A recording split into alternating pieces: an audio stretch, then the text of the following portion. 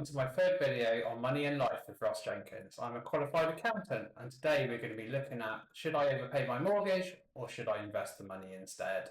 So in this scenario, if I have £200 extra to invest every month, should I overpay my mortgage or should I invest this £200?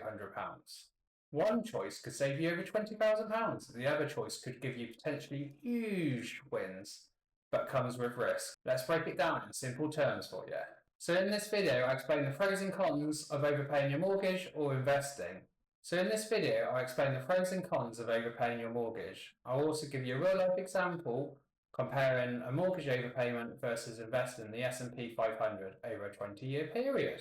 So first of all, let's cover the basics of overpaying your mortgage. This simply means that you're going to pay an extra amount per month on top of your mortgage payment towards your mortgage, which will then reduce the interest that you pay over time for your mortgage.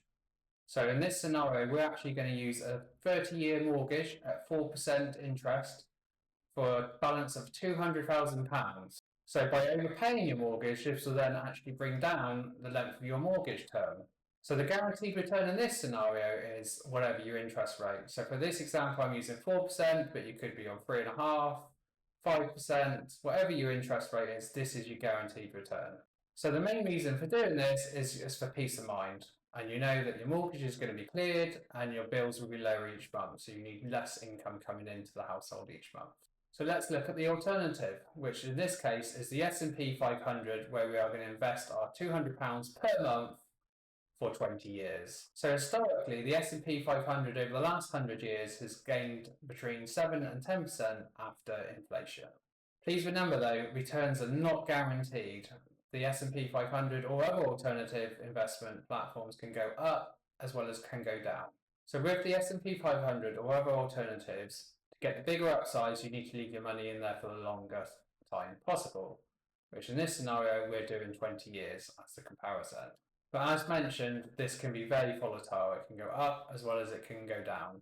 So broadly speaking, mortgage equals guaranteed small win, but investing gives you a potential big win, but with more risk. So let's look at the graph comparing the mortgage overpayment versus the S&P 500 investment.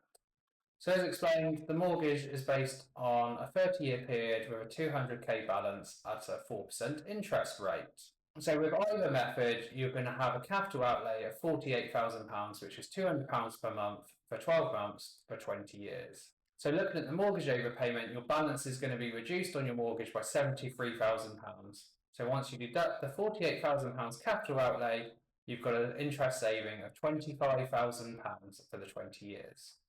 So when you compare to the S&P 500, which is the orange line, your actual capital invested at the end of this is £163,000. So when you take off the £48,000, you are left with £115,000 gain.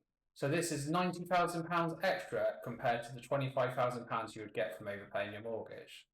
So in this scenario, I use the S&P 500 from September 2006 to August 2025. So you may say that actually my mortgage rate is different, or I want to invest £300, or I can only afford to do £100 a month. So you can adjust these numbers to compare it to your individual circumstances. So please look out for my detailed budget planner, which you can purchase to do these different scenarios. So generally, overpaying your mortgage will save you somewhere between £20,000 to £30,000 in interest over a 20-year period. If you compare this to the S&P 500 or alternative investments, you could save anywhere between £90,000 to £135,000, which is far higher than any mortgage overpayment. Remember though, these numbers are not guaranteed. The S&P 500 or alternatives can go up as well as they can go down, as highlighted from 2021 to 2022 when the S&P 500 actually decreased in value. But you might say to me, oh, us hands down, we know which way to go, investment works out far better. But this isn't the case for everybody. So let's look at whether you should overpay your mortgage or whether investing is right for you. So the people who should overpay their mortgage are the ones that want peace of mind, they want their bills reduced, they know that their mortgage is paid, they don't have to worry about the income to cover it, and they just want to feel nice and relaxed knowing that they own their house. Some people are uncomfortable with investment risks. They haven't invested before, they don't know how to invest, and they're worried about the ups and the downs. So please look out for future videos where I can look at investing in more detail and give you some good insights into what investing really means for you. Some people are only focused on the short term, so they only want to do this for the next 2 years, for example, in which case it probably makes it easier just to overpay your mortgage. You might be remortgaging, in which case you need to get down your balance before you can remortgage with a different broker.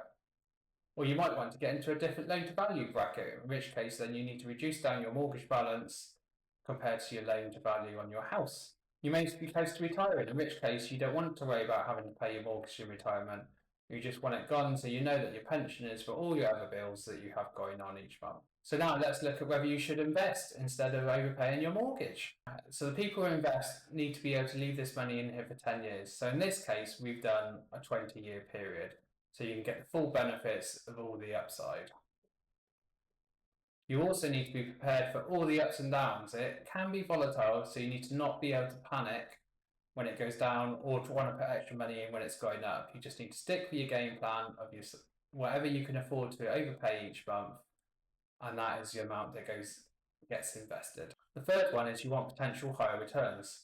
So in this example, you actually gained £90,000 by investing versus overpaying your mortgage. So before choosing to overpay or invest in, you need to make sure that you always make your monthly mortgage payments on time. If you're struggling to make them, you don't want to risk overpaying or putting extra money into investments. You also want to make sure you built your emergency fund, which will be between 3 and 6 months. So please look out for future videos where I discuss this and how I have built my emergency fund and what I base it on. So let's recap this video. Overpaying gives you a small guaranteed win, but investing gives you potential huge upside, but this can also come with risks. Most people will benefit from doing a mixture of both, doing a small overpayment and then the rest being invested. So please let me know down below in the comments how much you've got left on your mortgage and whether you choose to overpay or whether you invest your money.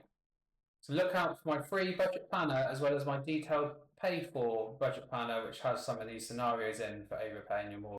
Subscribe for better money and a better life, and see you next time on Money and Life with Ross Jenkins.